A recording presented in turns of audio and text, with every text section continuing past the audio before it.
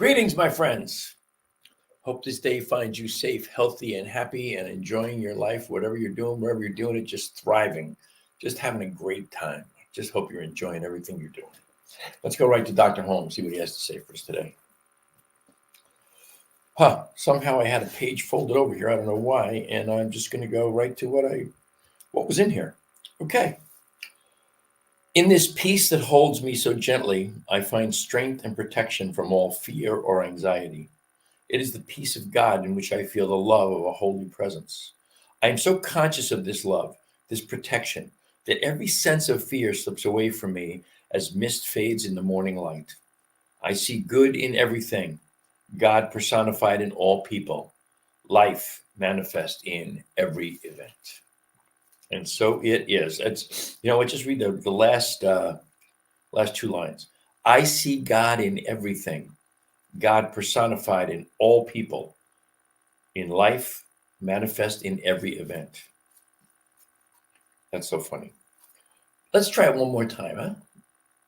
I see God in everything, God personified in all people, life manifest in every event. God personified in all people. That's a great opening line here for what I wanted to talk about today. The mean season continued, I called this show, and it's about the political season. It's about this is all very, very, very personal. This is about me, the mean season. This is about something that I have been really caught up in. I'm going to say since 2008. Since the in the very early days of, was Facebook even around then? Twitter was around by then, I think. But it was just, I have been somebody who's paid attention to the politics for probably the last, well, you know what? At least since sobriety, for the last, coming up now on 39 years. I've been involved. I've been vocal. I've expressed my views. And there was a short period of time in the middle there where I actually was wrestling with being more conservative, with being maybe more Republican. I actually just kind of felt like, maybe because I was very successful in fundraising and I was making a lot of money, and maybe it was time to kind of like maybe look a little bit differently at the roles of the Democratic and Republican parties. And I started to lean towards Republican. I had a business partner at the time who was very conservative, and he was a Republican. And I guess the advent of George W. Bush scared the hell out of me. And the truth of the matter is, I hadn't voted since Nixon. I just didn't care. And somewhere along the line there, I got reinvested. I think the whole situation with W and Gore and that stuff, that all kind of just didn't sit well with me. It got me reinvested into the process. But I hadn't voted since Nixon, as I said. I voted for Gore. There's no way in God's green earth I could vote for W. And by the way, I don't mean this in to be a political thing at all, or about my preferences. I mean it to be about the discussion. And I have, I remember distinctly that my beloved Lisa and I hosted it was through Mile High Church. It was either an Adventures in Faith or an Adventures in Prosperity event the night of the election in 2008. And my wife was saying goodbye to the last people who were leaving our house. And I immediately turned on the TV, and Brian Williams, I believe, was right there in front of my face. And the first words out of his mouth, I think, were, Barack Obama is the new president of the United States. And I started to cry because I was so happy. Because I had felt like the world was watching and maybe we had come of age. That was a little premature maybe, but that's how I felt at the moment. And Lisa came in and I told her, and she started to cry as well. And we were very pleased with it. And I was again, very invested in the social consciousness, in the time to start doing things for people, for the citizens of the United States. It's time to start taking care of them. And obviously, we fast forward through then Barack Obama was reelected in 2012. Then we come to 2016, and the stuff hit the fan, and things started to get ugly. The vitriol was amazing. The back and forth was our discourse was nasty. Let me turn on my comments here. I can see you guys are out there. If you want to make a comment or ask a question about this, please do. And I apologize if you're watching from my Facebook page. I'm not sure if you make a comment if it shows up here. If it doesn't, I'll answer the comments when I finish the show. But please, if you're out there and you want to make a comment or ask a question, I'd love to have you do that. So the discourse started to get ugly. People started to really get.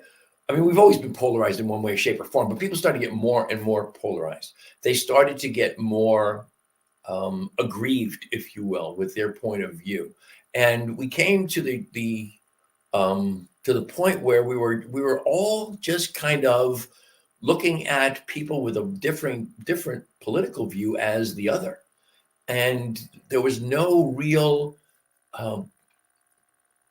middle ground. There was no real kind of compromise. There was no, which is part of the democratic system. We're not a democracy, we're a democratic republic. Okay, blah blah blah. But the idea that the Congress has always been a place of compromise, where you worked with the other side, not against the other side. And there was always this idea of what is our common ground, and of the things on which we differ, how can we compromise with one another to get the best results for the American people? And that seems to have gone out the window. And along with it has been a populace whose ability to converse about the political situation or circumstances of the day, that's gone out the window as well. There's the old joke about, the two things you never discuss about at cocktail parties, family dinners, any kind of get together, you never talk about politics and religion. I've heard it proposed that maybe the reason that we have such a hard time now discussing politics and religion in a civil fashion at this point is because for so long it was something we were not allowed to talk about. I think it's important that we start to go back to the idea of you and I have differing points of view politically or even religiously. But in every single instance, there are places upon which we have common ground. And where we have common ground, shouldn't we be able to identify that and then say, okay, now here's where we differ. How do we compromise here and get ourselves to a point where we can, in a very respectful, honest, humble way, agree to disagree? But at the same time, embrace our commonality. That seems to have gone away. It seems to be something of the past. And I find myself, I've talked about this many times, and it's important to me to talk about it now. I feel very vulnerable about this, but I think it's important to be vulnerable about this. I am way more of a political junkie than I'd like to admit. I get too involved. I get too engrossed. I really, really, truly feel that we are living in a time where we actually have I hate to do this one side or the other side, but there is one party, one group of people, not necessarily an entire party, one group within this party is bombarding the electorate, and in particular, the base of their electorate with lies. Lie after lie after lie, and telling the same lie over and over and over and over again. And the truth is that the Nazis really were the first ones to kind of codify this, if you will, and the communists did it as well. Is if you repeat the lie over and over and over again, if you pound the people who are receiving the lie with the same lie over and over again, then absolutely no amount of evidence to the contrary is going to change their mind, ever. And we have arrived at a point in the history of our politics, of our country, where that is happening to us now. Not only is it happening to us, but there is really strong evidence that there is a small group of people who are creating the lies, like content creators. Only the content is BS. And then they have a finite group of people who listen to everything they say, and they keep pounding the lie over and over again. Those people are never, ever, ever going to be available to be convinced otherwise no matter what you show them, what you tell them, they have really fallen into the trap of the 1984 trap, folks. Don't believe your lion eyes and your lion ears. Believe what we are telling you. Given that, we add to the mix social media. Social media now has become the big trap. And they got my ass, let me tell you, and they get me every time. I post something that is, I believe, to be poignant, if you will, or pertinent, more than poignant, pertinent to the situation, to the times that we're in. And what I've really come to understand here in the last couple of days, and this is interesting, it doesn't matter what you post as far as how positive it is, how upbeat it is. If it has any specifics to it, like I posted something the other day about the 1960s and it being a time of heart and compassion and the best music ever. And somebody who I know fairly well, who is also very much a progressive person, he jumped all over it. He jumped all over it about, there's nothing about golden ages and it wasn't a panacea and there was racism and there was violence and there was Goldwater versus Johnson and blah, blah, blah, blah, blah. He went on and on about all this stuff. And I thought to myself, you know what? Doesn't matter how positive your post is or how positive your intention is. Excuse me. There's always somebody out there waiting to pounce. There's always somebody out there waiting to be outraged. And so when we post anything that is even remotely political, somebody's going to get outraged. Somebody's going to pounce on it. And I made a post the other day. I made 2 posts the other day, actually. And 2 people jumped all over them. And both of these people, one of them I'm not really friends with this person. She's someone I'm acquainted with. I'm actually friends with her daughter. And the conversation devolved into the woman who I didn't know. The woman, she said, "There's no sense trying to wake this one," and it just rubbed me the wrong way. It's this idea that if we disagree with one another, then I'm awake and you're not awake. I remember I hearkened back to the days when I first started studying metaphysics and spirituality. I was studying by myself to get my degree in metaphysics, which I did. I got a bachelor's degree in metaphysics. And then I became an ordained minister in the International Metaphysical Ministry. And I was very, very, very proud of that. And I felt conversant in metaphysics. I felt like I knew what I was talking about, but I had fallen into a trap because I was studying alone. I had fallen into a trap of thinking, I'm more spiritual than you are.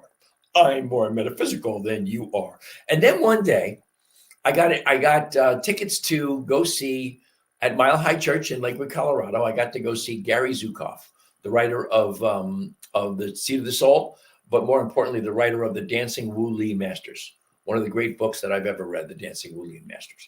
And went to see Gary Zukav. And when I walked into the sanctuary of Mile High Church, the old sanctuary, it's now the Vote Center, but it was the old sanctuary, it's a very small room. I don't remember now. It only held like 800 people maybe.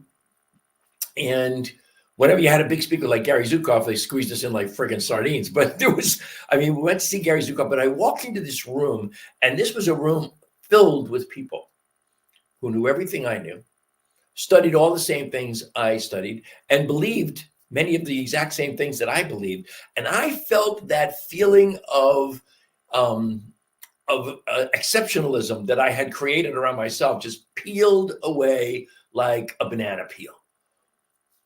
And all of a sudden, I was in a room full of like-minded people, and I realized I'm with a whole lot of people who are just as special as me, if you will, okay, to be silly about it.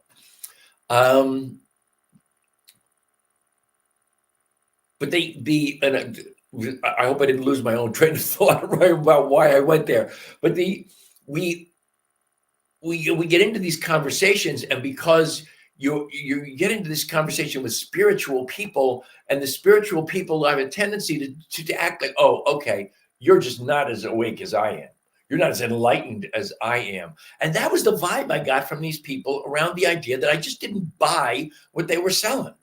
And they had, and the woman who I more vaguely know, excuse me, it's just, it's the allergy time of year, and I just, for some reason, the cough pops in at different times of the day from the pollen in the air. But she presented to me the idea, but they both presented to me the idea that there are so many conspiracy theories out there that have come true or that are now accepted as fact. And I said, there's a lot of that has been claimed, not so many that have been proven.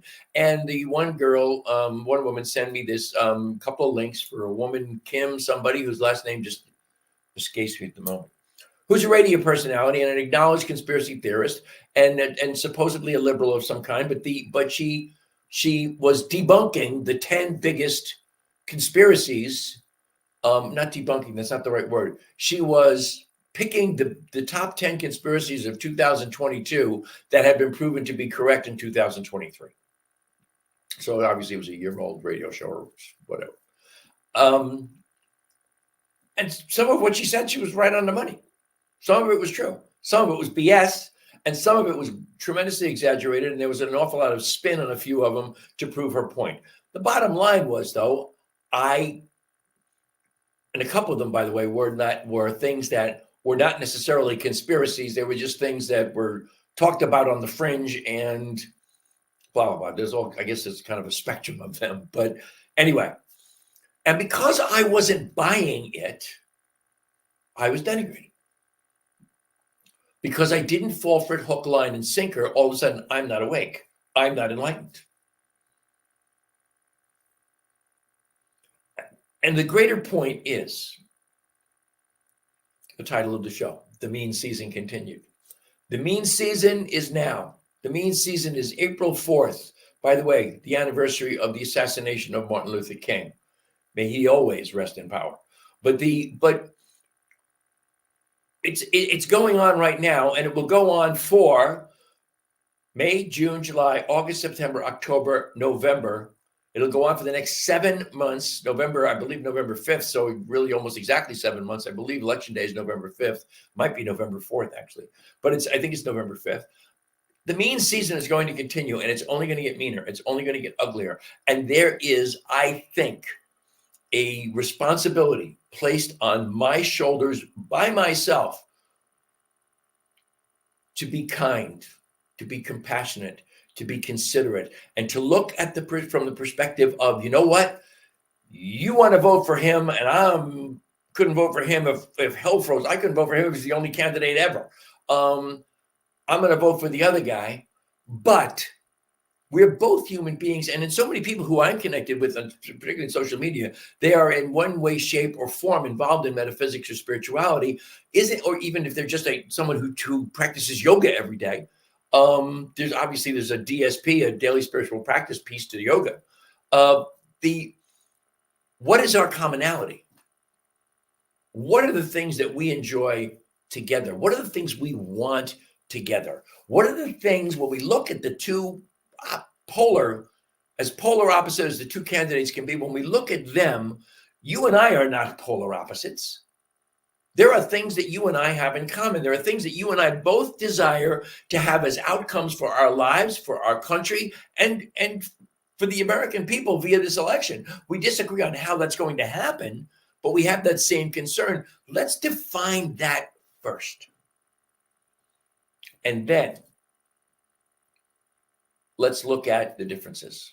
Let's look at the things that make us lean to the right. That's funny. Or to the left, which looks like on the screen, but I did it reverse, like a yoga teacher. Anyway, I don't know if you even understand what I just said. But the idea is we have to, as you know, and I lost the spot, of course. We have to see the face of God in every single person, even if that face is just an avatar on Facebook. We absolutely need to see the presence of the divine in each and every human being. And I despise everything about the one candidate. And you guys can extrapolate that, and you know exactly who I'm talking about. I despise every single thing about that human being, but I refuse to hate him. I hate the sin, not the sinner, or I endeavor to hate the sin, not the sinner. And I get accused when you have the argument, why do you hate so-and-so so much? I'm trying very hard not to hate. And trust me, in this particular instance, I find it very difficult because I do despise everything about this person. I see no redeeming human characteristics. I see a totally failed human being. But that doesn't mean I hate that human being. Maybe I've done this. I admitted to this a few years ago. I did it like 2 days in a row. I haven't done it since, but I included that person in my prayer book. Same person. Maybe that's what we need every day. Maybe that's what we always need to do, each and every day of our lives. You know, I'm gonna leave you today with a reading from Dr. Holmes from the textbook, or what we call the textbook, the Science of Mind. Let me turn on my reading light here so I can see what the hell I'm doing. Okay, of course you know, right? The Science of Mind, the textbook by Ernest Holmes, and the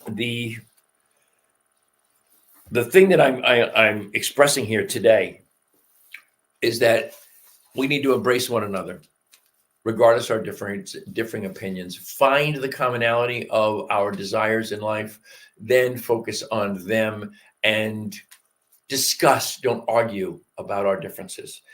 On page 264 of the Science of Mind textbook, Ernest Holmes does a treatment, and the treatment is for peace of mind. And it's one of my favorite treatments of his in the book, and I'm going to read it for you today. Just maybe if you're, as long as you're not driving, which I doubt you're doing if you're watching this, just close your eyes and think about this. Be still and know that I am God. I am the Christ, the Son of the living God within me. I am the principle of peace within me. I am the manifestation of love within me. My mind is poised in peace and beauty. All sense of fear or doubt is gone. I rest in calm trust and rely on the law of spirit to bring good into my experience. I contend with none, argue with none, and am filled with wonderful peace and light. There is no uncertainty about my future and no fear as a result of my past. I live in an eternal now, which is filled with good alone. Goodness and beauty follow me. Peace and joy accompany me. Happiness and wholeness fill my entire being with the realization of love and perfection. I am the Christ, the Son of the living God within me. This inner mind of mine is now divine and complete. It has no worries and no fears. It is whole, complete, and satisfied. I look back over all previous experience and find that it was good, very good. I look forward toward the future and find that it is good and very good. I look at the present and find that it is also good and very good. God is in all, over all, and through all. I am the Christ, the Son of the living God within me. I am the spirit of confidence. I am poised in love and reason. I am the perfect law of truth and the complete presence of beauty. I am Christ, the Son of the living God within me.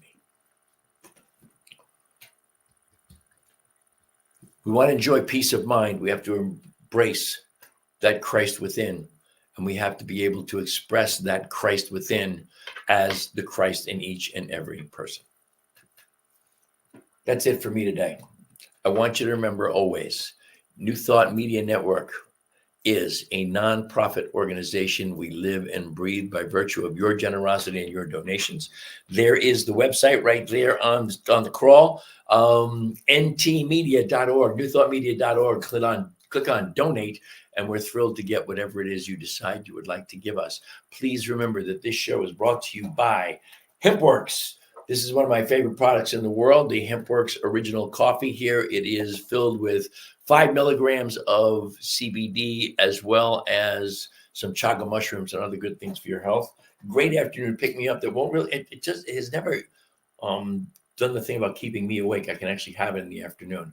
And of course, the greatest CBD products on the planet, the most cleanest, purest, most highly potent CBD you'll find anywhere. I don't even know how many flavors we have anymore, maybe 10.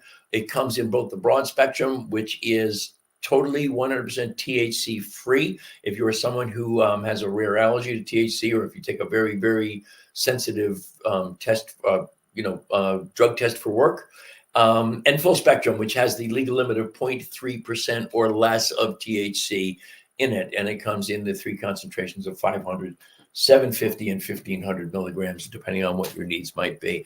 I use it every single day. I use it every night before I go to bed. It helps me to get to sleep. It also helps if you're feeling any stress whatsoever. And depending on the person and depending on the pain, it can be an amazing pain reliever, but it doesn't. It's just like anything out there, whether it's a pharmaceutical or a homeopathic, everything responds differently to each and every body differently. So you just have to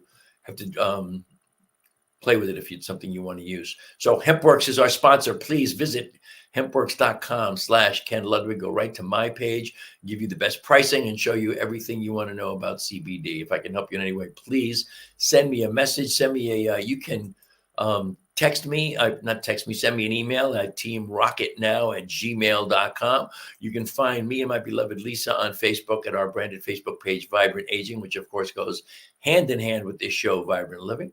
That is, or the parent company for HempWorks is called My Daily Choice, an extraordinary array of health products and products for your pets, for your car, for clothing. Just the most amazing company on the planet. Go there, mydailychoice.com/Ken Ludwig once again. And let's always keep up our donation page here at the bottom so that you folks can donate your money anytime you wish. As always, I am immensely grateful for the great gift of your time and your attention. I wish you all the love and all the blessings the universe has to offer. I hope you will join me next week and every Thursday at 2 o'clock Mountain Time and 4 o'clock Central Time for another edition of Vibrant Living. And until then, my friends, namaste.